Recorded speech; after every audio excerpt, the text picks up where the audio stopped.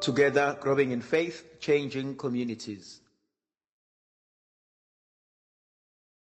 Ngegama likayise benendodana nomoya ocwebileyo.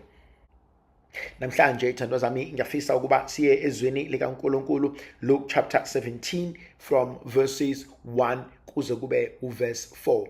Welcome to this morning live. Ngiyanimema nonke, ngiyanamukela futhi ukuba nibe khona nithathe lesi sikhathi eninaso ekuseni. Abanye sebesemsebenzini, abanye basendleleni, abanye basezikoleni, abanye basemakhaya, abanye baseyibhedlela, abanye basemajele. uNkulunkulu abe nani wherever you are in the world. uNkulunkulu abe nani, anibusise ukufika kwakho nje imzuzwana, akuthi musuphuma usuhamba uhambe nesibusiso sikaNkulunkulu. Jesus said to his disciples, Luke chapter 17 from verse 1 to 4.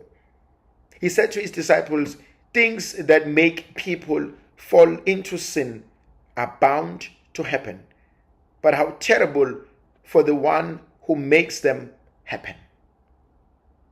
It will be better for him if a large millstone were tied around his neck and he were thrown into the sea than for him to cause one of these little ones to sin.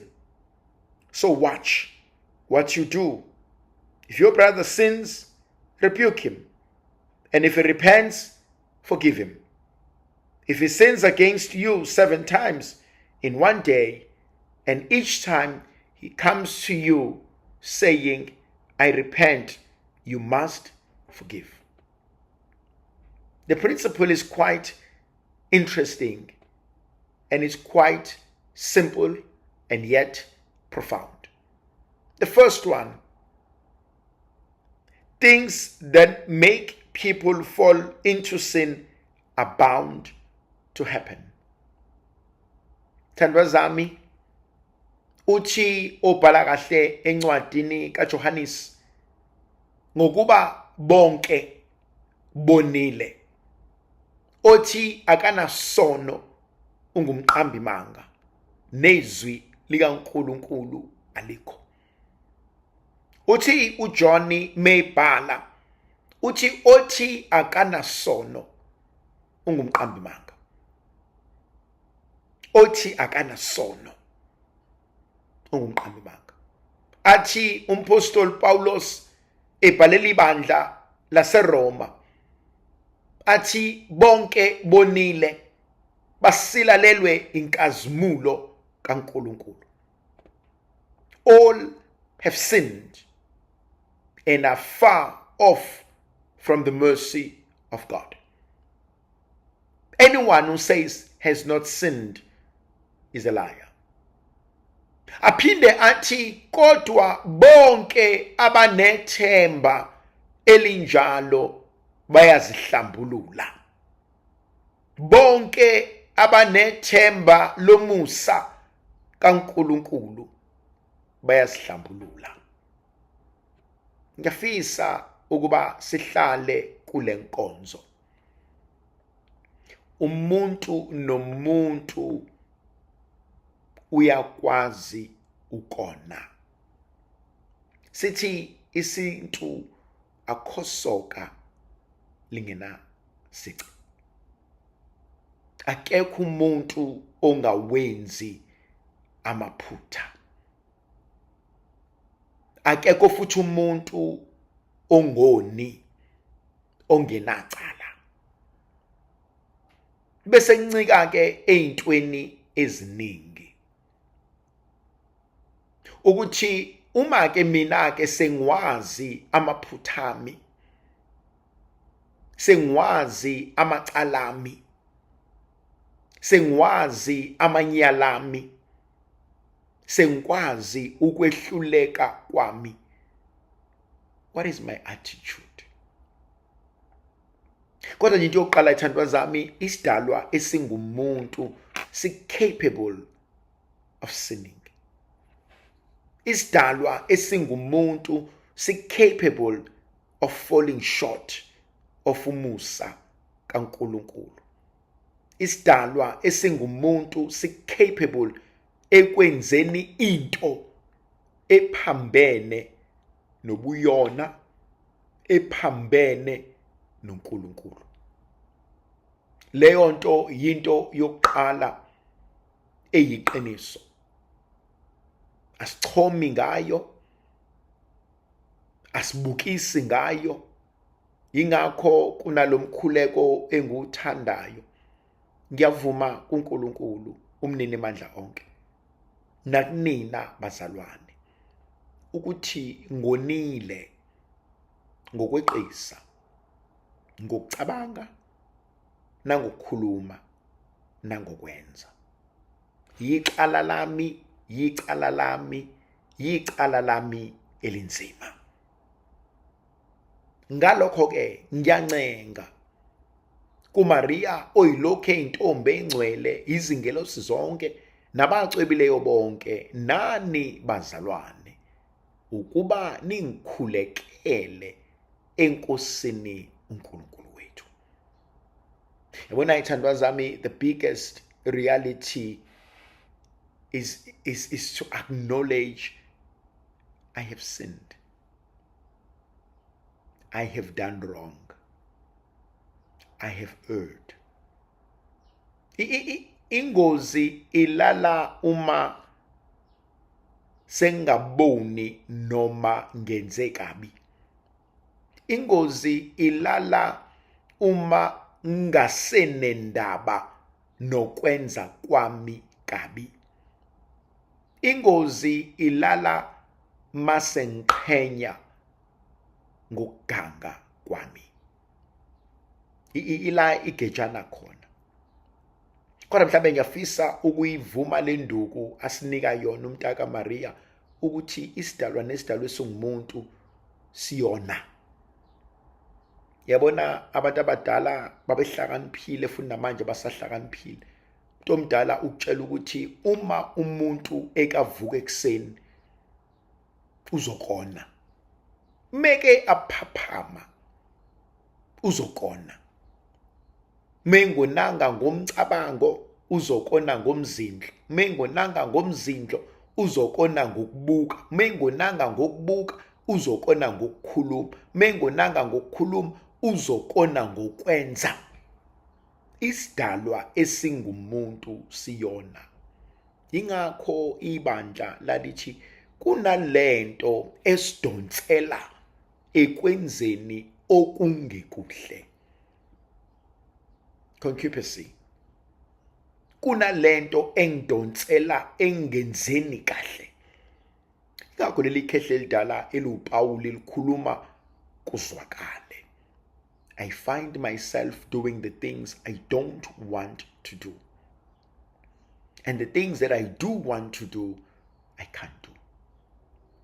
There's constantly this battle in our lives. There's constantly these battles in our spirituality.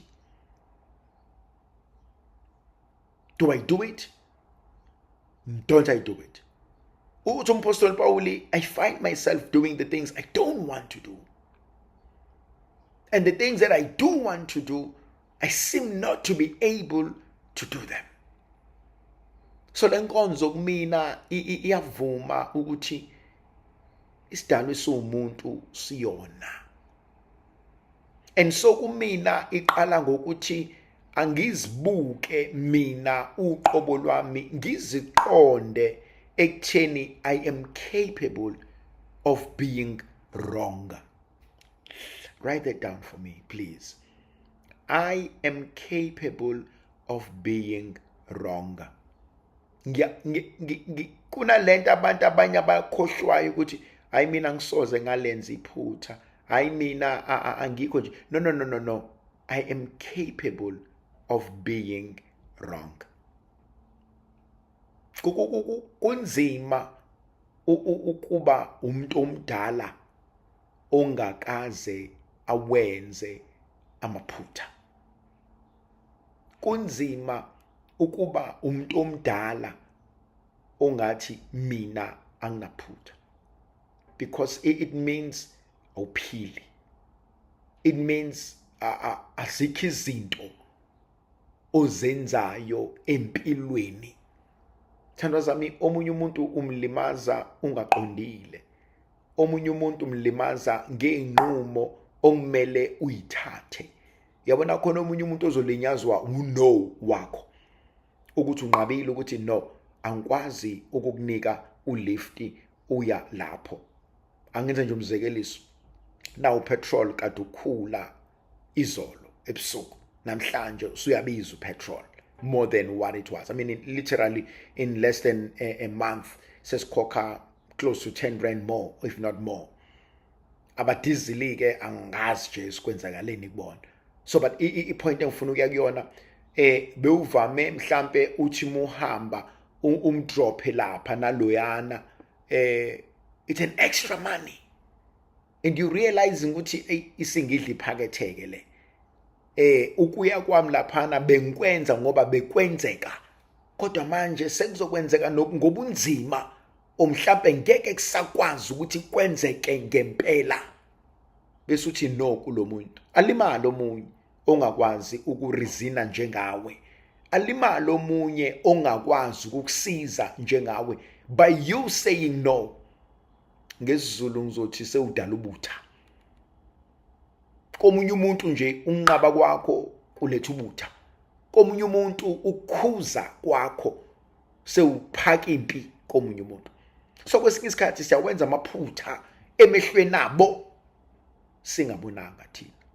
So ingakho ngithi mina, I am capable of being wrong. But that I can also take further. Uma ngisidalwa esingumuntu, I'm not perfect. And it is an acknowledgement that comes from deep humility.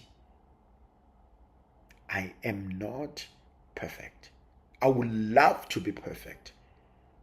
I would love to make sure that everyone is at peace, that everyone is okay, that everyone is in alignment. But I'm not capable of doing that all the times. So I am capable of being wrong.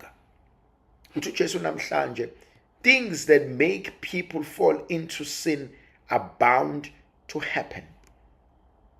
Zizokwenzeka. And the sooner I realize ukuthi I am fragile, I am human, I am weak,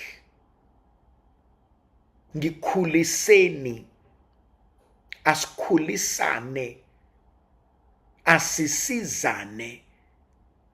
Amehlo omuntu oyedwa abona kugcine la, kodwa mawukuthi su4 su5 sibuka into eyodwa, kungenzeka sibuke ngeindlela ezihlukile. Khona omunye umuntu ojwayele ukwenza izinto yedwa.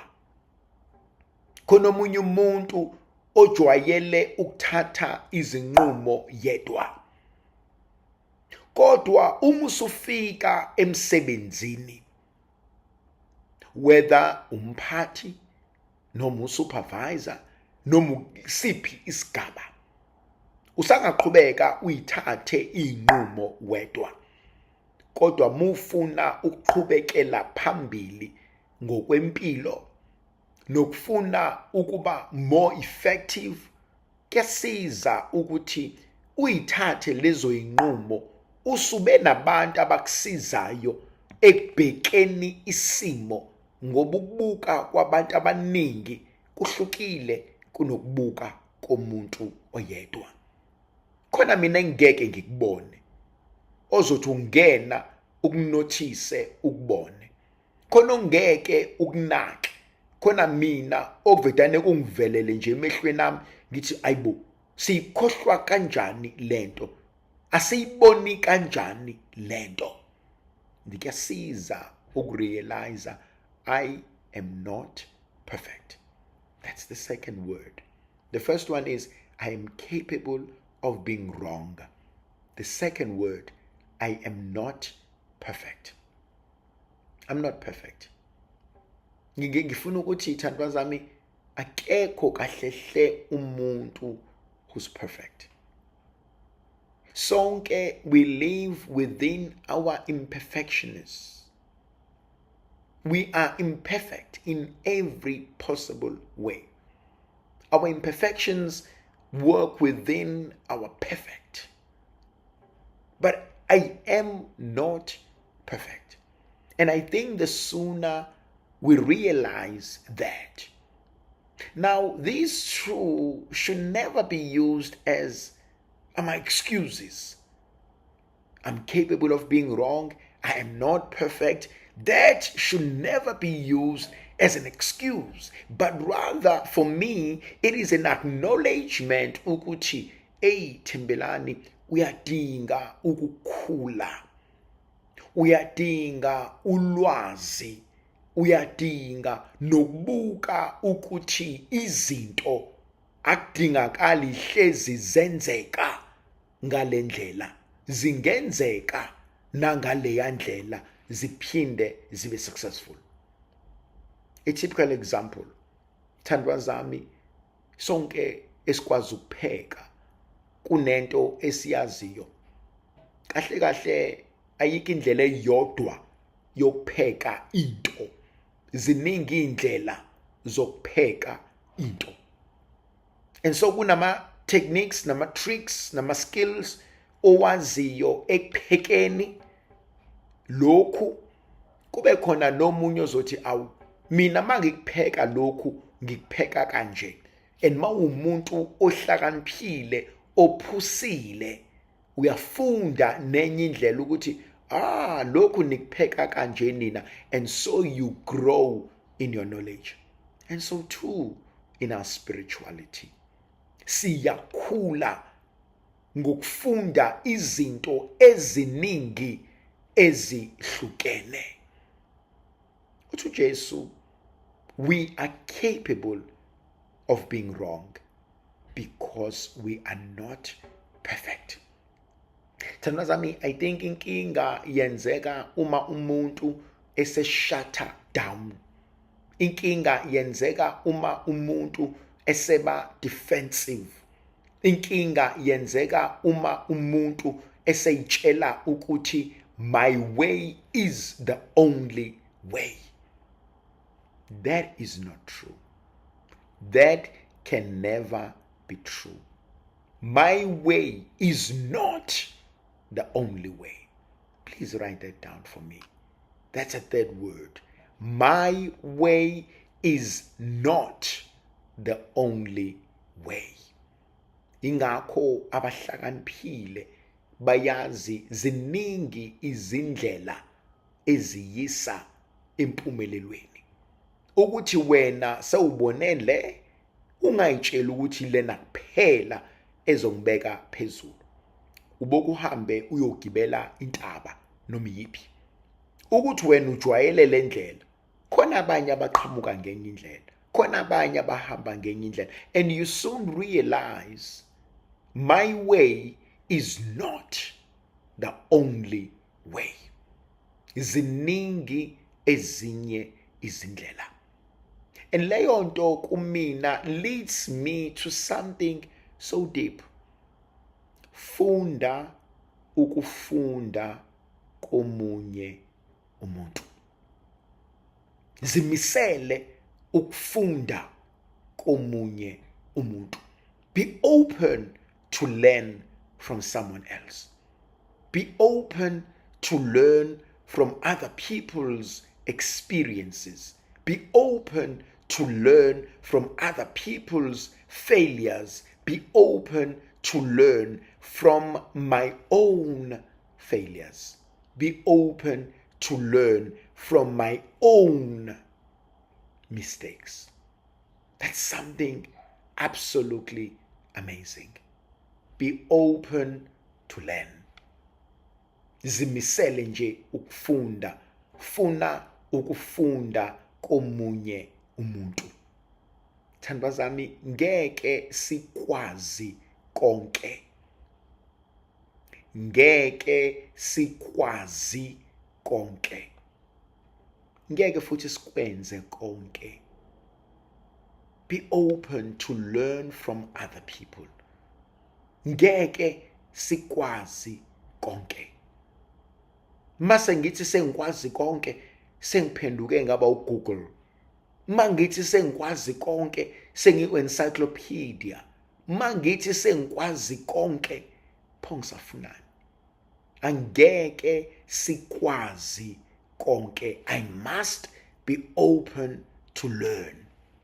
I must be open to learning. And if I'm open to it, then I am growing. I must be open to learning. Uthi Jesu, abantu are capable of falling into sin. These are powerful experiences in our own lives. Angazi, kodwa ngizimisele ukufunda ngiqonde. Now, he says something very important. He says things that make people fall into sin are bound to happen. But how terrible for the one who makes them happen. Kunento engithintayo. Musa ukuchukuluza omunye umuntu. Musa ukudlokodla ihlo lomunye umuntu. Khona abantu, sometimes I don't get it. Khona abantu empilweni who find pleasure in ruining someone else's day. And partly, to me, it has to do with their upbringing. It has to do with their traumatic childhood. It has to do with how broken they are. Kunabantu ithandwa zami abanendaba ukuthi bakuphatha kanjani. Abanendaba ukuthi bakuhlukumeza kanjani. Abanendaba ukuthi ufila kanjani. Kunabantu mhlambe sesahloniphisa sithi ayosibani bayaziwa bakuhlaza. Osibani bayaziwa bayadelela. Osibani bayaziwa bayayikhulumela. Osibani bayaziwa abanamafilter. I mean, that's all true, but that's justifying a lot. Kunabantu who are so broken, who are messed up, to a point yokuthi they always make other people's lives living hell. We're just not talking about it. Kunabantu who are so broken that they are always fighting. They are always on a fighting, defensive mode. And you realize ukuthi ba broken labantu. Balimele labantu. Ba toxic labantu. Ba negative labantu. And then they cover it by saying, I mina ngiyaziwa nje ngiyayikhulumela. I mina ngiyaziwa nje anguthathi udoti. I mina ngiyaziwa nje na ngiyishinto njobe injalo. No. Ulimele. You are bleeding. Now inkinga, you are bleeding out on innocent people. You are bleeding out on innocent people. Yabona mawubuka ama-social media kulezi insuku, kunalabantu abahamba belwisana nabanye abantu, kunalabantu abahamba bekhuluma kwabanye abantu, indlela abakhuluma ngayo, abalwisana ngayo. Sometimes it worries me. Yabona ithandwa zami, angifuni mhlawumbe ukuhlala kakhulu ey'ntweni, kodwa kunale shift eyenzakalayo, and angifuni ukuyenza yona ispace sami leyo kuhamba kuxoshwa abantu. Well, I've got a lot of opinions about that.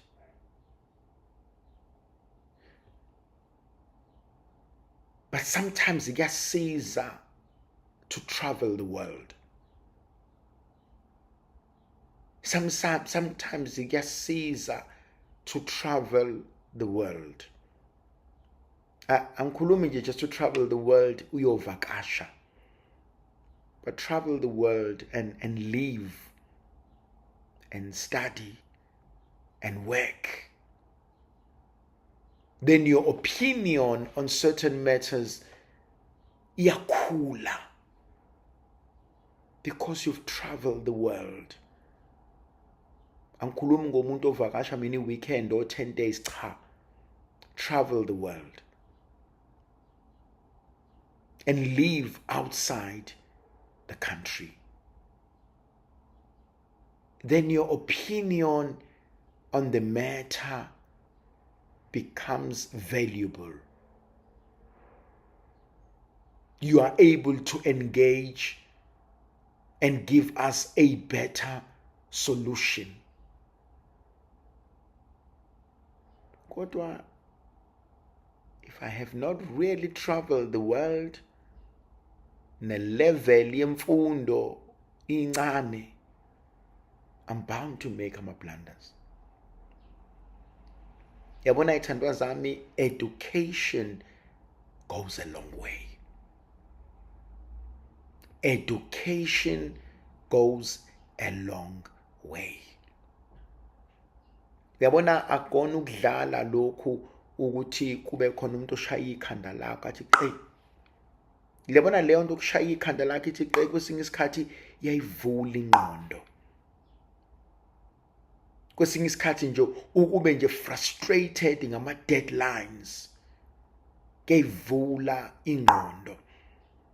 Kwesinye isikhathi ukube nje frustrated ngama feedbacks a supervisor kuyayivula ingqondo, because it teaches you ukuthi your way is not the only way. Your views are not the only way, and this is not the only way of presenting your own work. I mean, this is a supervisor who's telling you your work, and he says, but this is not the best way. That's why supervision is critical. That's why supervision is excellent. It doesn't just help you to have your master's or your PhD, but it helps you to master life and master your own life. It's your own research, but your supervisor or supervisors are able to help you. Thandwa zami, education goes a long way. And because of that, senda phasingawenzanga amahlazo. Abantu bazobuka ukuthi hayibo, unkosikazi womuntu njalo lo, ubaba weingane njalo lo, umyeni womuntu njalo lo. Hayi, khona ezinye izinto ekumele uyisabe umuntu. Khona ezinye izinto eziyihlazo okumele uyibalekele umuntu. Abangalimali abantu ngawe. Abangalimali abantu ngokwenza kwakho.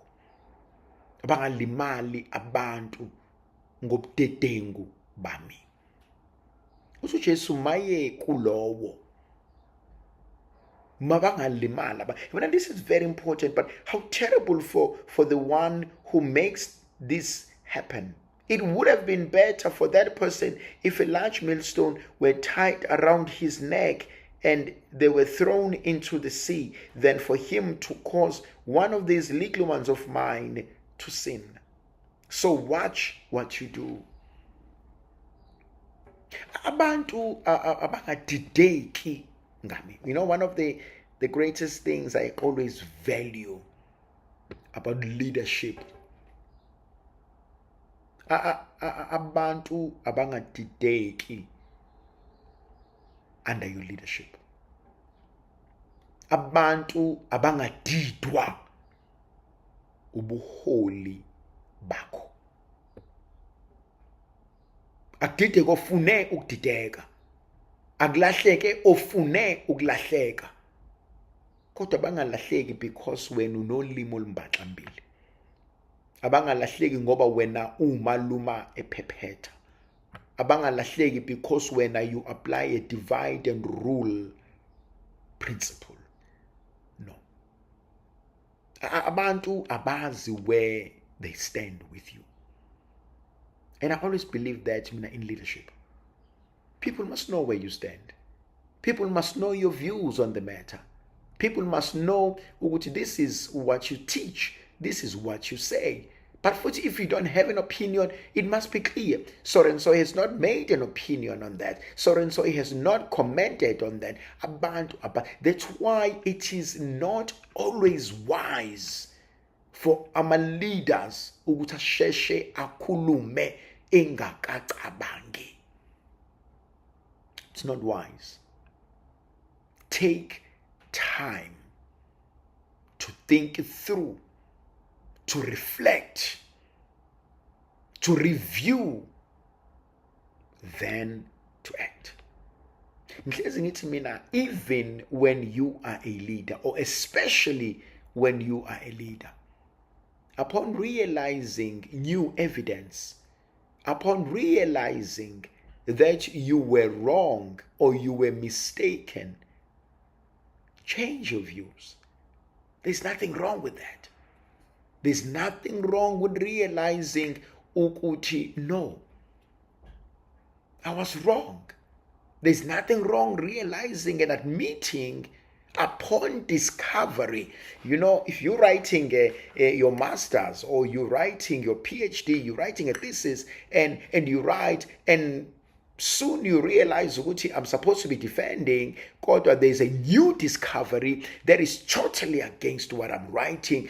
Well, you've got to mention that. You've got to mention that. Because we're going to ask you when you defend. And we're going to say, but you are saying this and this and this, but so-and-so last week or last month came up with this proposition. What is your view on that? And what they come up automatically is against what you're saying. You've got to do it. You cannot ignore new evidence. If you're serious about leadership, if you're serious about growth, you can't. Ingakho ngithi mina abantu abangadidiswa ubuholi bethu. No. Angadivide and rule. Even nasemakhaya. Khona abanye abantwana mabebodwa ave be right. Makhona umzali bazoxabana. And you soon realize ukuthi kahle kahle umuntu ofaka isihlava esibi umzali. Thina sixabana mengekho uma. Asixabani mengekho baba. Kodwa kufika umalume soxabana. Akufika ugogo uzosiqhatha. Khona nabaholi abanjalo. Khona abaholi, they know they are inadequate. They know that. That is why they will always turn one against the other. Let me tell you an example. I once told this story before. If you take a jar and it is sealed, and inside there are black ants and red ants. Khona amatshekeche ney'ntuthwane. And they are inside and they are okay. They live peacefully. They are not fighting. And then you take this jar, it is sealed, inside has black ends and red ends, and you start shaking it, and you shake it, and you shake it, and you leave it, and they will start fighting. They will be fighting, black ends and red ends, they will be fighting, they will be chewing each other like crazy. They will believe the other one is attacking the other one. They will believe the other one has done something wrong to the other one. Kube khona nabanye-ke abalwa because ulwa nomuntu wakithi, abalwa because ulwa nomuntu wami, and only to realize umuntu, the instigator, ilona who shook the bottle. Thandwa zami, we need to be insightful. Kunezimpi okumele uyibuke ukuthi le ayikho la, le isuka le, ngoba uzogcina ulimaze abantu abaronke, uzogcina uxabane nabantu abaronke, uzogcina ukhulume kabi kubantu abangenacala. Umnikazi wempi uhleli le uyabuka, uyahleka. Yabona kunabantu abangabaholi who thrive when there's chaos. Wethandwa zami, you know ukuthi a great number of us are worried about unyuka ka petrol. A great number of us are worried about lento yenzakalayo. A great number of us are concerned about yonke leyo, while a very few people are happy and they are buying stock and oil and shares and everything, and their things are just growing. When all of us are grappling and say, yeah, you petrol, yeah, you diesel, yeah, amafuta, yeah, this and this and this, abanye abantu kade bayibona lento kade baqala ukuthenga ama stocks, and they are happy because why? When there is this chaos, when there is this mess, a great number of us are worried about it, and a very small portion out there are investing and are growing and are doing so well. Ngifuna ukuthini? Kunabantu who thrive at your expense. Write that down for me. There are people who thrive at my expense. There are people who thrive at my expense. Kunabantu who thrive at your expense. Thandwa zami, you must never forget this. There are people who are waiting for you to fail. There are people who are waiting for you to fail. There are people who are waiting for you to fail. They wait on the road, along the road, kuma traffic lights, waiting for you to fail. Uboke unake labantu ave ngibathanda, ama breakdown bamaphi, bame enhlangothini zomgwaqo, bame endaweni la kunama accidents amaningi khona, bame endaweni la eduze kwama traffic lights where they know they can speed and easily get out and go to do what? To help. Guess what they're waiting for? They're waiting for an accident. They are waiting for an accident. If ingabanga khona accident abanayo imali, bazozonda ngani ingane zabo. Mengabanga khona accident, bazophilisa kanjani imindeni yabo. Same as ambulances. They're waiting for accident. They're waiting for someone not to be okay. Kunabantu abanjalo empilweni. Yazi khona umunye umuntu ophatheka kabuhlungu ukuthi you survived. Khona omunye umuntu ophatheka kabuhlungu ukuthi you are okay. Khona omunye umuntu ophatheka kabuhlungu ukuthi ayibo ngagcina ngiphasile. Khona omunye umuntu ophatheka kabuhlungu ukuthi ayibo ngagcina ngiphumelelile. khona omunye umuntu ophatheka kabuhlungu ukuthi you are okay. Ayazi mina bengithi nje uzosala usuyiyeka nje lento ngoba ngiyabona ukuthi iyaxaka mntakama. Yazi nje mina bengithi uzofanele nje uderegister ngoba ngiyabona ukuthi you have so much on your plate. Yazi nje mina bengiyitshela ukuthi uzovedane uhlale phansi ukhulisa abantwana. Yazi mina bengiyitshela nje uzomshiya nje usibanibani no. Amanye advice don't come from a good place. They come to perpetuate the thought vela ngifuni uphumelele. Khona abanye abantu they stand around like hawks. They stand around njengamanqe. They stand around like vultures waiting to devour you. Khona abantu who are like that. They cannot wait to see you fail.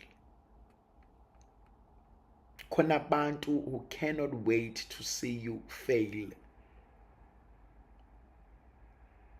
Now, Jesus says something. Uthi, so watch what you do. Be careful. Be careful of what you do. Qaphela wenzani. Qaphela wenza nobani. Qaphela wenza kephi. Watch what you do. Watch what you say. Be careful. Thandwa zami, there has never been a need, a time, a period, a phase in our lives than now. Be careful. Not everyone wants to see you succeed. Thandwa zami, kunabantu, they hear a half story. Without hearing the whole story, they jump into social media and want to create content. They go to their friends without thinking it through. Sebeyakhuluma, sebeyahleba, sebeyahleka, without thinking it through. Be careful. Be careful of what you do. There are vultures waiting to see you fail. Thandwa zami, mina ngiyamsaba umuntu othi wevele mina nginendaba. Ngiyamsaba mina umuntu onjalo. Once umuntu wangikhombisa I don't care attitude, ngiyahamba, ngiyahlehla. Ngiyamsaba umuntu onjalo mina. Ongenandaba. Ngenzeka wena ukuthi awunendaba. Mina nginendaba ngezingane zami, ngonkosikazi wami, ngomyeni wami. Hayibo. Phela nginabantu abazothi hayibo, ubaba kaSibani banje loyana. Uma kaSibani banje loyana. Umyeni kaSibani banje loyana. Unkosikazi kaSibani banje loyana. Loya mntwana uvela kulela khaya. Ungavumi a temporal situation change the trajectory of your life. Trajectory of your life is far more important. That is crucial. Ngokudinwa nje sewusukume wakhuluma wathuka wadelela ngokucasuka nje sewubulala izinto wena wademelisa ngokujabula nje sewenza amahliphi. Hayi. Impilo yami ayipheleli la. Impilo yami ayipheleli kule moment. Impilo yami ayipheleli kule incident. I will still live beyond this incident. I will still live beyond this moment. I will still live beyond this phase. Write that down for me. I will still live beyond this moment. I will still live beyond this phase. Sengizogoqwa nje. Sengizodestroywa nje. Ile moment. Ile phase. Hayi bafowethu. I will still live beyond this phase. I will still live beyond this moment. Phela thina, we are reflective people. Be careful of what you say. That's why when you are angry, watch your tongue. When you are angry, watch your tongue. When you are excited, watch your actions. Awukwazi ukwenza amahliphihliphi bese uyabuya uthi kubantu ngiyaxolisa bengidiniwe, ngiyaxolisa bengiphatheke kabi, ngiyaxolisa angicabanganga. Hayi. I will still live beyond this moment. I will still live beyond this phase. I will still live. I'm not defined by this. I cannot be defined by this. So be careful.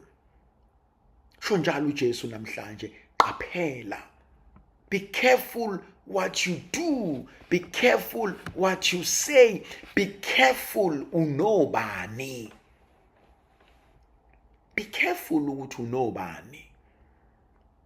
Akusiye wonke umuntu osempilweni yakho ofuna ukukubona usimama.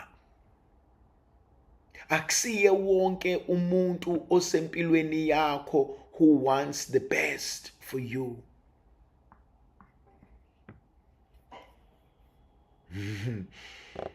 Sivama ukuthi uthunyoba wena, uthunyoba. Ngoba phela ngiyakubona uthunyiwe, uthunyoba. Hamba ubatshela ukuthi ngiright. Hamba ubatshela. Hamba ubatshela ukuthi ungithole ngiright. Yazi khona abanye abantu abafika esibhedlela abazile ukuzokubona ngoba nakho befuna ukukubona. Bazokubona because bathunyiwe. Anihambe nomcheck ukuthi unjani. Anihambe nomcheck ukuthi uvukile. Phela isitha sakho kubalekile ukuthi sazi ukuthi right yini. Isitha sakho kubalekile kusona sazi ukuthi ushayekile noma ushayekanga. Isitha sakho sibalekile kusona sazi ukuthi hey lo umuntu ucabangani. Ubona insizwa mawukuthi beyithume ukuthi akuhambe kugadle kusibanibani. Bazothumela ukuthi anihambe nombheka ukuthi right yini. Anibhekeni bafana ukuthi uvukile. Aniyobuza abantu bakuba, aniyobuza abantu ajwayelene nabo ukuthi ukephi wenzani, kuhamba kanjani. Kodwa futhi abakutholi ukuphumula. Bahlale babuza ukuthi ucabangani. Phela ayikho into eyingozi njengokushaya umuntu angafi. Ingozi leyo nto. Ingozi kabi. Kushaya umuntu angafi. Usazobuya phela lo muntu. And yena uzokugadla. Yena la izokushaya khona uzoqeda ngawo. Why? Kuhlulekile nje wena. So uhleze ehlelo ovalweni lo ogadle kwangagadleka. Ngoba uhlezi ethi ngazi ucabangani usibanibani. Ngazi uzokwenzani usibanibani. So uthi uJesu namhlanje kuthina, be careful.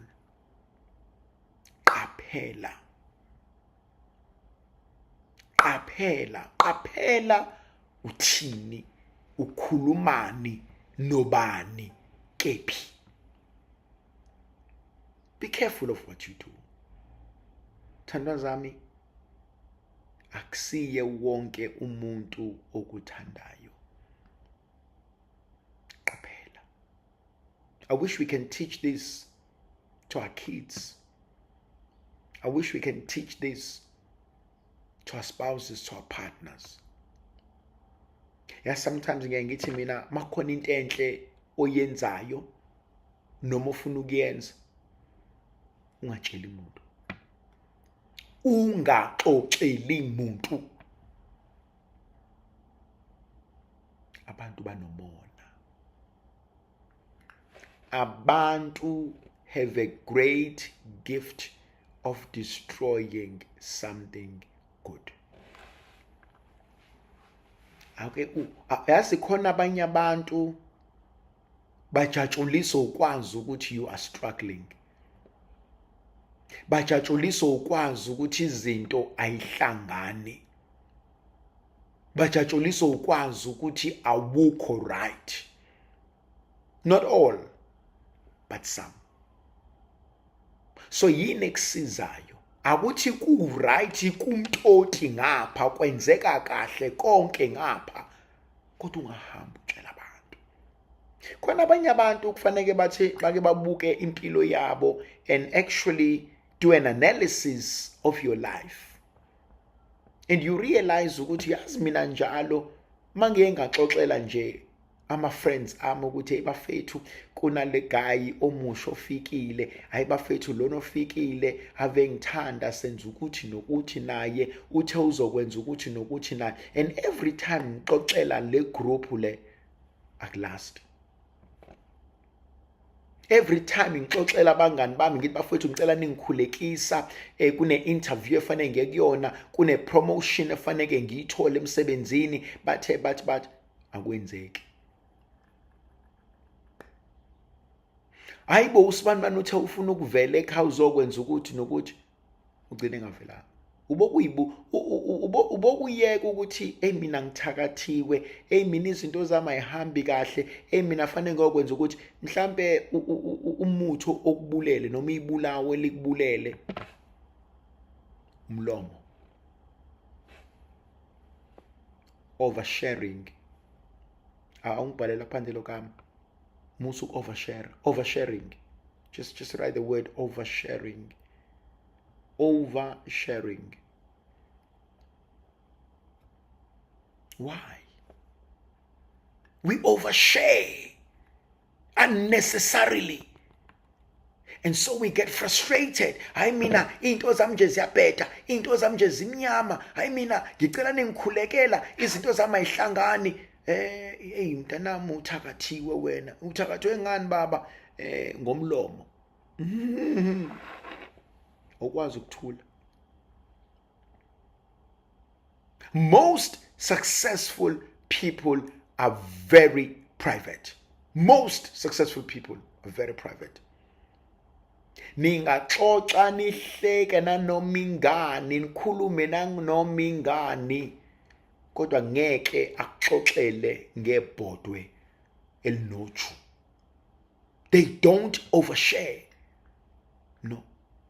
Labo bantu mabe ukuthi kukhona abantu afanele bakhulume nabo, they have meetings. And ababaningi, there are 3 or 4. Bahlala phansi, they have meetings. That's when they discuss their businesses. That's when they discuss important issues. Baphumela eceleni bathi. Kodwa mase kujatshula abaningi bayihlalela kuxoxe kujatshulwe, rich aunt, Grootman, whatever. Kodwa when there are deals, noma kuthiwa bahleli kanje mangine deal ekhona, uyoze sebebonana ukuthi sobonana ke late mfethu, hayi sokhuluma ke late, hayi khuleka mfana sobe sixoxe le nto yethu. Hawu. Behleli kanje bathona ne message ukuthi hey, have you heard of this? Athi hey, okay. Bone sebeshamate khona la phambi kwena niboni. Awuthakathwanga noma uzwakena kudlalwanga ngamathuna. Awufakelwanga futhi isinyama, awudingi ukuthi uziyokwenzelwa izinto, mhlawumbe ubudinga nje ukufunda ukuvala umlomo. Funda nje ukuthula. Awukufunde nje ukuthula. Uyazi ngcono abantu bethi hayi wena avufihla, hayi wena avuthula, hayi wena avungaxoxi nje, ngcono basho njalo. Ngobani? Ngoba bazokhuluma sebeyibona into yakhe ikhona. Bazokhuluma imoto isikhona egcekeni. Bazokhuluma ingane yakhe isigraduateile. Akusiye wonke umuntu okufisela okuhle. Uthi uJesu namhlanje be careful of what you do. Now there's something deeper ayakuyona. Uthi if your brother or sister sins against you, rebuke them. But if they repent, forgive them. Kodwa uma umuntu enza into ongayithandi, mtshele. Ungafeli phakathi kwebutho. If umuntu enza into ongayithandi, mutshele. I'm not comfortable with this. I'm not happy with this. If umuntu enza into ongayithandi, mutshele. There's nothing wrong with that. You being honest. You being yourself. You being truthful. Mutshele. I'm not comfortable with this. I'm not happy with this. I like that word. Rebuke. Yazi. I so wish in our prayers we had a vocab. I rebuke the spirit of gossip. I rebuke the spirit of laziness. I rebuke the spirit of oversharing. I rebuke the spirit of jealousy. Whatever spirit you need to rebuke in your life, in your family, among your friends. I wish we had that vocab. I rebuke this. Now, if you go to the New Testament, the word to rebuke is often used to translate the word in Greek epimazo, to muzzle. The rebuke is a wrong translation for me. I will go with to muzzle. It's to silence. Bopa. Noba. Kuba namandla. Yo. There's this one powerful Catholic priest, Father Joel Skosana. He's powerful. That man is at a different level. You must listen to that man when he prays. You must listen to that man when he prays. He's at a different level. He's cut off a different cloth. Father Joel Tulani Skosana. He's a powerful man. Listen to that man when he prays. He muzzles things. He cuts things. He breaks things. When he's taken by the Spirit, he's a different person. And I wish we had such powerful things. I wish we had such powerful knowledge of what we hold in our hands. But uJesu khona into asifundisa yona. It's Father Joel Skosana. He's a powerful priest. He's a powerful priest. He's brilliant. For those who've met him, for those who know him, they know what I'm talking about. He's at a different level. He's just powerful. He's mighty. He's great.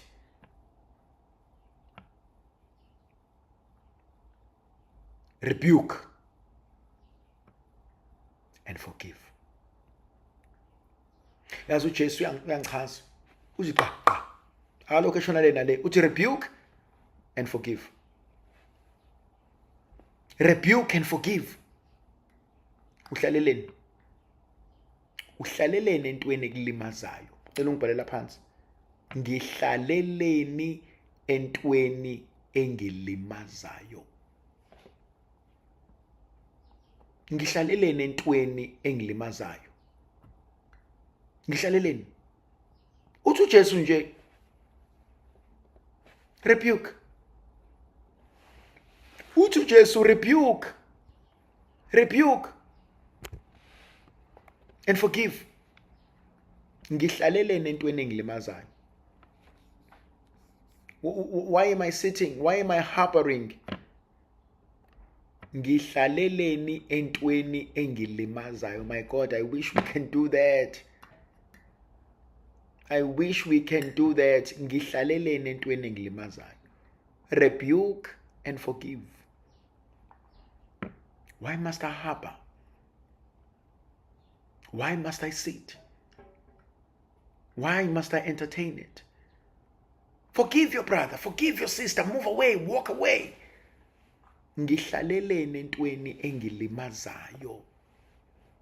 Ngizoyenzani? Ngihlaleleni entweni engilimazayo. Rebuke and forgive. That's a powerful word. Rebuke and forgive. Ngihlaleleni entweni engilimazayo. What am I gaining out of this? What am I learning out of this? How am I growing out of this? Rebuke and forgive. I'm not forgiving what I have not corrected. I'm telling you, I'm not comfortable with this, don't do it. But I'm forgiving. I'm moving beyond it. I'm seeing you in a different light. I acknowledge ukuthi bongaqondile, or if ubuqondile usuyazi where I stand with it. But ngeke ngikuhlinele, ngeke ngikudinelwe, ngeke ngilwisane nawe, but you know where I stand. And that is one of the most powerful things you will ever do. Your enemy knows where you stand. Sometimes, ithandwa zami, you don't have to be loud. You don't need noise in order to be heard. Sometimes you don't need noise in order to be heard. Trust me. Kunamadoda amadala thina asifundisa i-presence and how you speak and how you say things without using words. Bazi ukuthi hayi khehle elidala ke manje hayi alisekho lapho. Suka lapho uzokulimaza loya muntu. You don't need noise. You don't need words to make yourself heard. Your mere presence, your gaze, your look, your silence, it makes the loudest impression. Muzu umuntu ethi sengizwile. Muzu umuntu ethi ngiyakuzwa. Now there's something that he says. If your brother sins, rebuke. And if he repents, forgive him. If he sins against you 7 times in one day, and each time he comes to you saying, I repent, forgive him. Mahlala nenzondo. Mahlala naqhubu. Khona lento engiyithandayo. Inhliziyo enenzondo ayikwazi ukwamukela uthando likaNkulunkulu. Write that down for me. Inhliziyo enenzondo ayikwazi ukwamukela uthando lukaNkulunkulu. And I've learned that. Inhliziyo enenzondo ayikwazi ukwamukela uthando lukaNkulunkulu. Inhliziyo enenzondo ayikwazi ukwamukela uthando lukaNkulunkulu. That's why the principle is simple. Rebuke and forgive. Inhliziyo enenzondo ayikwazi ukwamukela uthando lukaNkulunkulu. Rebuke and forgive. They will know where you stand. Rebuke and forgive. Inhliziyo enenzondo ayikwazi ukwamukela uthando lukaNkulunkulu. Okwakho kulula. Don't harbor. Don't harbor any hatred in your heart. Ungazondi. Ungazondi. Whatever you do, ungazondi.